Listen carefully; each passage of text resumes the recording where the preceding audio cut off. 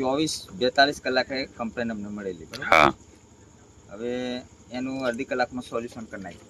અડધી કલાક પણ આ કાયમનો રોલો છે, પબ્લિક સ્થાનિક પબ્લિક હેરાન થાય છે. એમાં શું છે સાહેબ, ઉનાળાને લીધે થોડા એમ્પિયર વધી જાય. ઉનાળાના લીધે રાતે અહીં એકતાનગરમાં તો ઝૂંપડપટ્ટી વિસ્તાર છે, એસી તો ચાલતા નથી, હાઈ વોલ્ટેજ તો વીજળી ખેંચતી નથી, બધા ત્યાં પંખા ચાલે છે, લોકો ધાબા પર સુવા જાય છે. હવે એમાં અત્યારે શું છે, અમે એમ્પિયર લઈએ તો ખ્યાલ આવે કેટલા એમ્પિયર જાય છે. તમને અનુભવ નથી? આ બધા એસી વાળા છે એવું નથી, હું કહેતો તો એસી વાળા, એટલે ઉનાળામાં લોડ વધારે હોય. આ લોકો ફ્રીજ વાળા છે, એસી વાળા છે? આ ઝૂંપડપટ્ટીમાં એસી ફ્રીજ વાળા છે? એવું નથી હું કહેતો. હા. એમ્પિયર ક્યારે ખેંચાય? સવારે બધાની મોટરો 11 વાગે બધાની પાણીની મોટરો ચાલુ હોય, એમાં વોલ્ટેજ જઈ શકે છે, એમાં શોર્ટ સર્કિટ થઈ શકે છે, એમાં તમારું ડીપી બળી શકે છે, પણ રોજ રાતે જ કેમ થાય છે?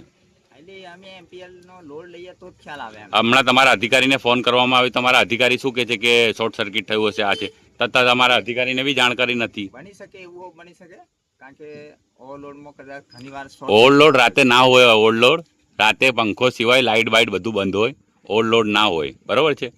એ તમે બી જાણો છો ને અમે બી જાણીએ છીએ. શું કહેવા માંગો છો? કાલે એનું સોલ્યુશન થઈ જશે સાહેબ. શું પ્રોબ્લેમ શું છે? સમસ્યા શું છે? ડિસ્ટ્રીબ્યુશન બોક્સમાં પાટો પડી ગયો હતો. શાનો પાટો પડી ગયો? લાઇટનો. આ તકલીફ શું છે? મતલબ કાલે શું કામગીરી કરવામાં આવશે? તમે હમણાં અધિકારી જોડે વાત કરી? જે ખરાબ થયું હોય એનું કાલે બદલવામાં. શું ખરાબ થયું હતું?